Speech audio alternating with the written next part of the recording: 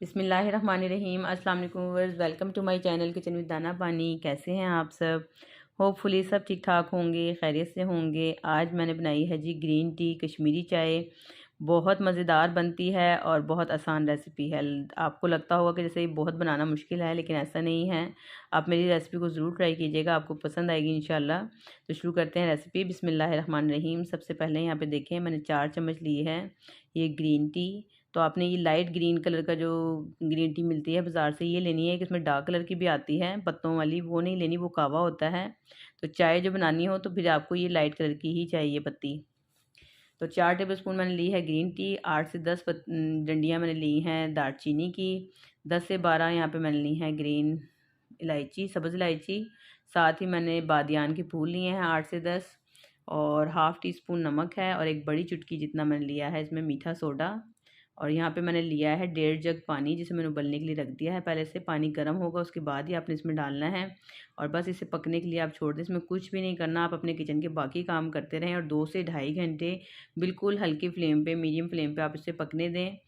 इसको हमने खुश्क नहीं करना, सिर्फ हमने पानी को खुश्क नहीं करना, इसको हमने सिर्फ हल्के आंच पे इसको इतना पकाना है कि जो पत्तियां हैं अपना अच्छा सा कलर छोड़ दें। इसमें कलर नज़र आना शुरू हो गया है, भाप से आपको नज़र नहीं आ रहा होगा, लेकिन इसमें एक रेडिश सा कलर आ गया है। इसको मज़ीद कलरफुल बनाने के लिए इसको थोड़ा सा कूल डाउन करना होता है।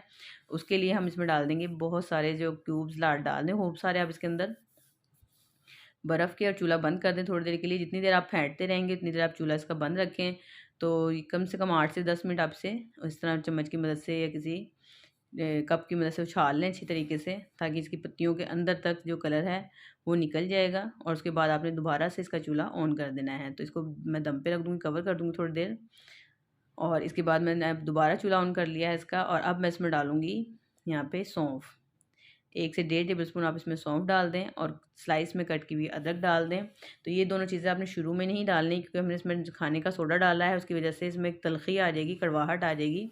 तो ये आपने आखिर में डालनी है बस। अब मैंने चूल्हा बंद कर दिया है, और 2 कप मैं कहवा यहाँ पे अलग निकाल लेती हूँ इसके अंदर, जो हमने इसके लिए चाय बनानी है। बस ये सिंपल सा काम है। आप ये कहवा बना के अपनी फ्रीज़र में जग भर के रख सकते हैं। ये पूरी सर्दियाँ आप इसको बना लें, 10 से 15 दिन तो आप आराम से एक मरतबा बना के गुजारा कर सकते हैं इससे, ठीक है।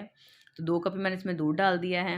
साथ ही मैंने 2 टेबलस्पून मैंने डाला है इसमें ड्राई मिल्क पाउडर। तो जितना आप कहवा लें उतने ही चम्मच आपने इसमें ड्राई मिल्क पाउडर का इस्तेमाल करना है। इस तरह आपकी चाय पतली नहीं होगी, गाढ़ी ही रहेगी। और थोड़े से नट्स डाल दें, बादाम पिस्ते वगैरह।